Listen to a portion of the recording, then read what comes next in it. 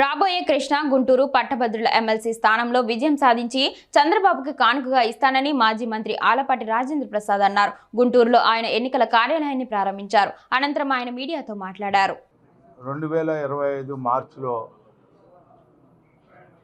జరగబోయే ఉమ్మడి కృష్ణా గుంటూరు జిల్లాల పట్టభద్రుల ఎమ్మెల్సీ ఎలక్షన్స్కి కూటమి అభ్యర్థిగా నన్ను ఎంపిక చేసినందుకు ముందుగా పెద్దలు గౌరవనీయులు తెలుగుదేశం పార్టీ జాతీయ అధ్యక్షులు ఆంధ్రప్రదేశ్ రాష్ట్ర ముఖ్యమంత్రి అయినటువంటి చంద్రబాబు నాయుడు గారికి, అదేవిధంగా పవర్ స్టార్ పవన్ కళ్యాణ్ గారికి, బీజేపీ పార్టీ అధ్యక్షురాలు పురంధేశ్వరి గారికి, యువ నాయకుడు గౌరవనీయులు విద్యాశాఖ మార్చులు జాతీయ పార్టీ ప్రధాన కార్యదర్శి నారా లోకేష్ గారికి ముందుగా హృదయపూర్వకమైనటువంటి ధన్యవాదాలు తెలుపుకుంటా ఉన్నాను. ఎవరైతే పట్టభద్రులుగా 2021 నాటికి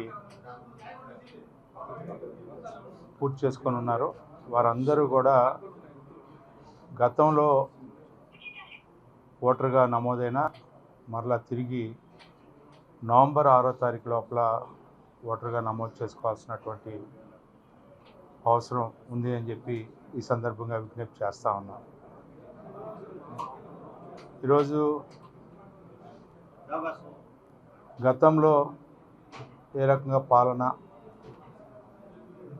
వ్యవస్థలన్నింటినీ చిన్నాభిన్నం చేసి నిర్వీర్యం చేసి రాజ్యాంగాన్నే తిరగరాయాలనే దురాలోచన కలిగినటువంటి పాలకుల ప్రభుత్వం మనందరం చూసాం. అన్ని వర్గాలు అసహనానికి, అభివృద్ధి నోచుకోలేనటువంటి, రాజధాని లేనటువంటి రాష్ట్రంగా మిగిల్చినటువంటి చరిత్రహీనుల్ని స్వాతంత్రం వచ్చిన తర్వాత ఇప్పటి వరకు కూడా మనం చూడలేదు. అలాంటి చరిత్రహీనుల్ని చూసే దౌర్భాగ్యం మనందరికీ కలగటం, అందుకనే ఒక ప్రజా తీర్పు అంటే ఇట్లా ఉంటుంది అని ఒక గుణపాఠం చెప్పినా కూడా ఏమాత్రం కూడా మార్పు లేనటువంటి పరిస్థితిని ఈరోజున రాష్ట్రంలో చూస్తూ ఉన్నాం. ప్రతిపక్ష హోదా కూడా దక్కనటువంటి జగన్మోహన్ రెడ్డి గారు అవాకులు చవాకులు ఈ రోజున పరిపాలన చూసి, మంచి ప్రభుత్వాన్ని చూసి 100 రోజులు పూర్తి చేసుకొని 175 నియోజకవర్గాల్లో మంచి ప్రభుత్వం యొక్క పాలన ఏ రకంగా ఉందనేది ప్రతి ఇంటా తెలియాలని చెప్పి ఎవరైతే లబ్ధి పొందిన వాళ్ళు సంక్షేమం ద్వారా కానీ అభివృద్ధికి సోపానం వేసే దిశలో ఈ రాష్ట్ర ప్రభుత్వం, మరి ముఖ్యంగా చంద్రబాబు నాయుడు గారు వ్యవస్థలన్నీ నిర్వీర్యం అయిపోతే ఆ వ్యవస్థలన్నింటినీ మళ్ళీ ప్రక్షాళన చేసుకొని ఏడుకొండల వారికి ఎట్లా సంప్రోక్షణ జరిగిందో ఈ రోజున ఈ రాష్ట్ర ప్రజలందరికీ కూడా ఈ రాష్ట్రంలో వ్యవస్థలన్నింటినీ కూడా తిరిగి తీసుకురావడానికి మళ్ళా ఈ యొక్క ప్రభుత్వ అధినేత ప్రజా సంప్రోక్షణ చేసుకుంటున్నటువంటి పరిస్థితి ఈ రోజున ఈ యొక్క అధినేతకి కలగటం అనేది చాలా విచారకరం.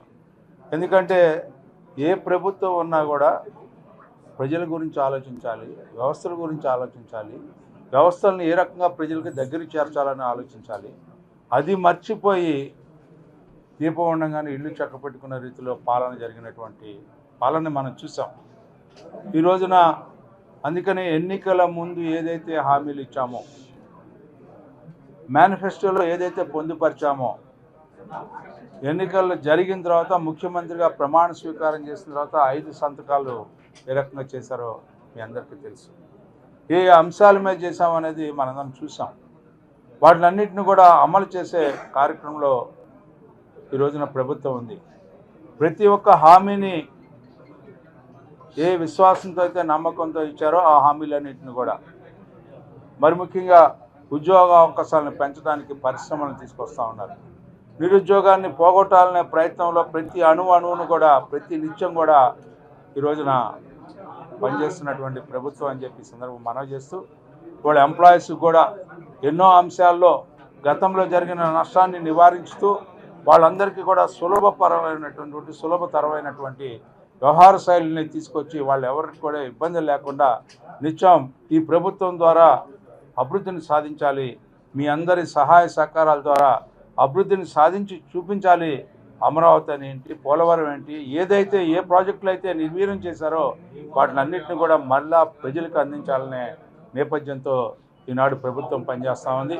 ఈ ప్రభుత్వంలో పనిచేసే అవకాశం ఈ రోజున ఒక ప్రజాప్రతినిధిగా శాసన మండలి అభ్యర్థిగా నన్ను ఎంపిక చేసి ఈ రోజున పోటీ చేసే అవకాశం కల్పించినటువంటి ప్రతి ఒక్కరికి ధన్యవాదాలు తెలుపుకుంటూ, అదేవిధంగా ఉభయ కృష్ణా గుంటూరు జిల్లాల్లో ఉన్నటువంటి ఎవరైతే పట్టభద్రులుగా ఉన్నారో వారందరూ కూడా ఓటర్లుగా నమోదు చేసుకొని ఈ ఎన్నికల్లో మీ ఓటును ఉపయోగించుకోవాల్సిందిగా హృదయపూర్వకంగా విజ్ఞప్తి చేస్తూ సెలవు తీసుకుంటా ఉన్నాను.